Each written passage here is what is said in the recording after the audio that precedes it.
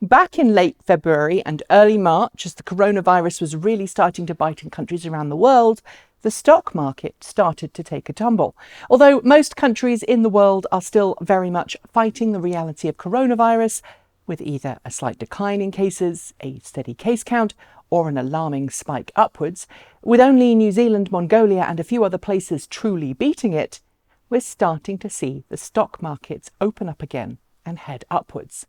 And as some analysts are pointing out, the stock market hasn't been reacting as it has in the past, with Wall Street rallying dramatically in the last week alone, and similar markets around the world seemingly accelerating to new highs, even though concerns over COVID-19 abound, and countries like the US confirm that they've been in a recession for the last few months. The exact ups and downs as they are today when I'm filming this are complicated. Some things, like the Nasdaq Composite, are back to where they were before the coronavirus crash. And while yield curves are currently only minimally inverted yield curves are considered a major signal of bad times ahead, the price of gold and silver has skyrocketed, which indicates that a not insignificant number of investors believe that old-fashioned bullion is a better investment than the stock market. Tesla is one of the many companies experiencing an almost unbelievable boost in share price in the last few weeks, well and truly recovering from its $350 per share dip in early March. In recent weeks, it's been buoyed by the restarting of production at both Fremont and Shanghai production facilities, as well as a drop in price for all but the Model Y in some markets around the world. And of course, the appearance of the Cybertruck on Jay Leno's garage, and the use of Model X as a crew car of choice for SpaceX's recent successful launch to the ISS. These have also played a part, if you ask me. But today, Tesla went beyond recovering its share position of early February and punched through the $1,000 price for the first time in its history. It peaked at over $1,025 per share and made it the largest value automaker in the world today. The reason this time?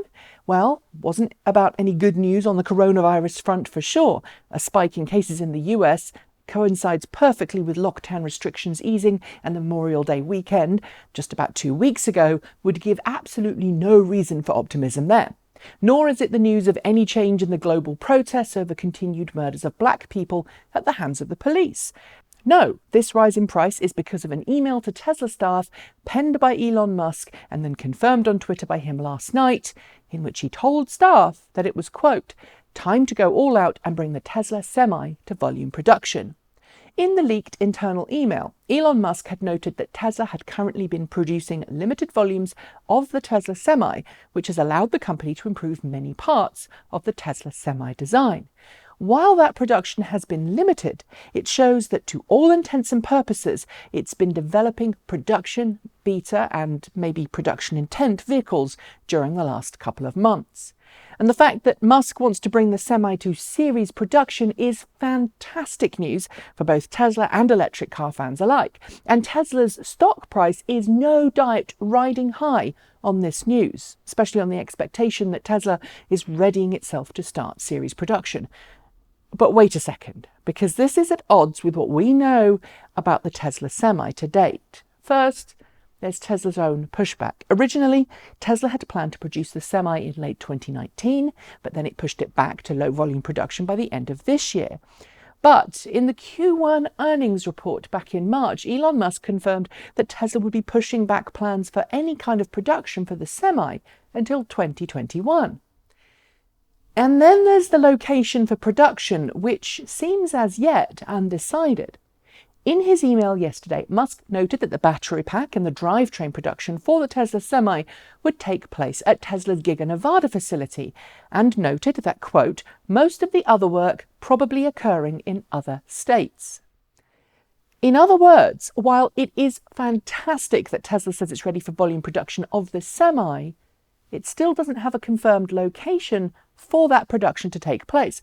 While Tesla may continue to produce small volumes of Tesla Semis somewhere else, it doesn't yet have the production line process set up for volume production. A production line which is essential for Tesla to achieve good automotive gross margins on the Semi.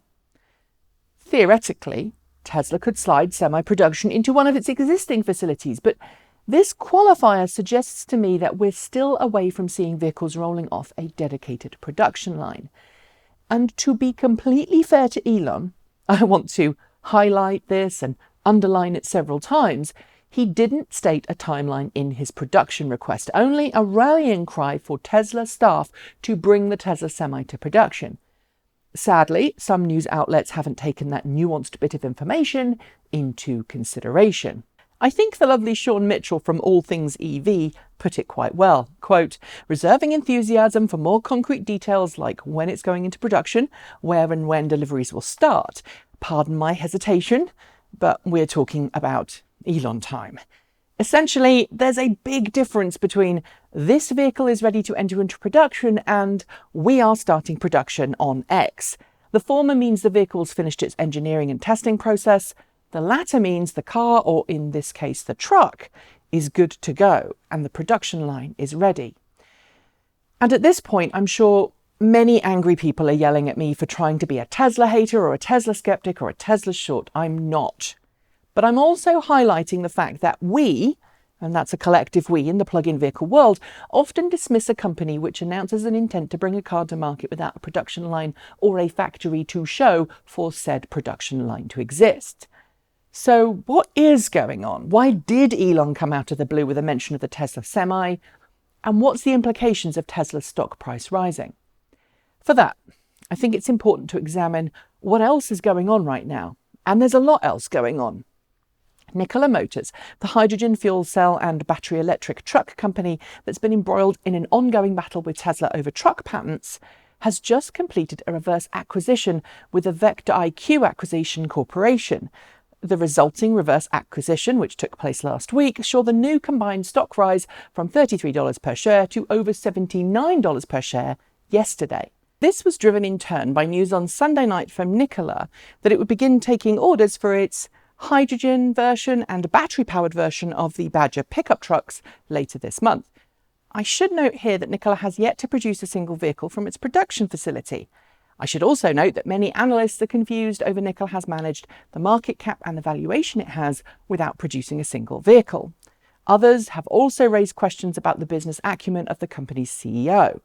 And this all means that the company is one that the jury is out on until we actually start seeing vehicles rolling off the line.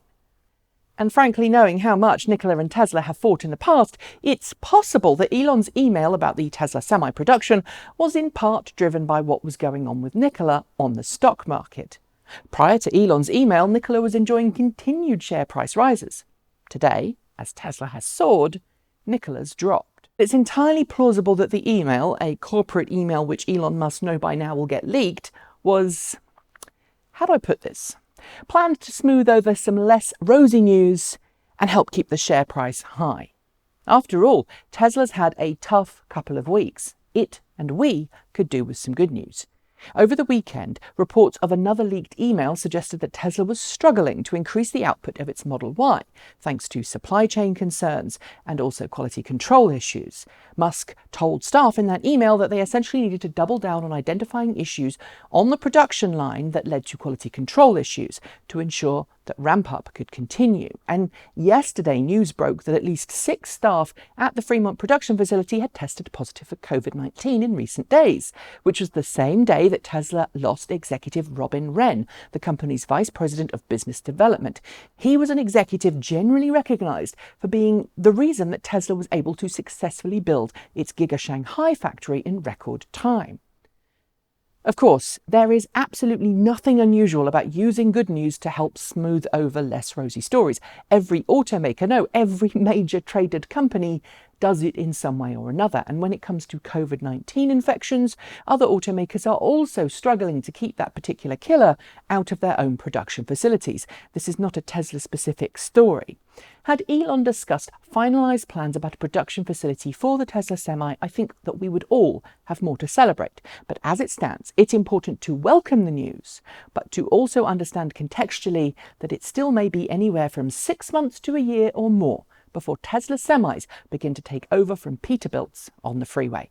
And I'm sure we can't wait for that day.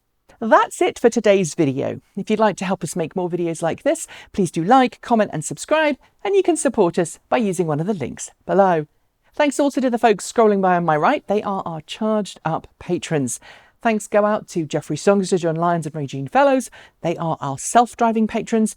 And top level special thanks to our Starman patrons, Marcel Ward, Reggie Watts, JP Fagerback and Sean Udea.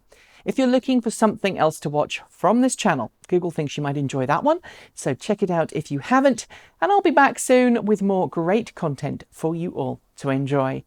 In the meantime, enjoy the rest of your day, wash your hands, stay safe, and work to become a better, kinder person, strive for equality, and treat others as you'd like to be treated yourselves. Keep evolving!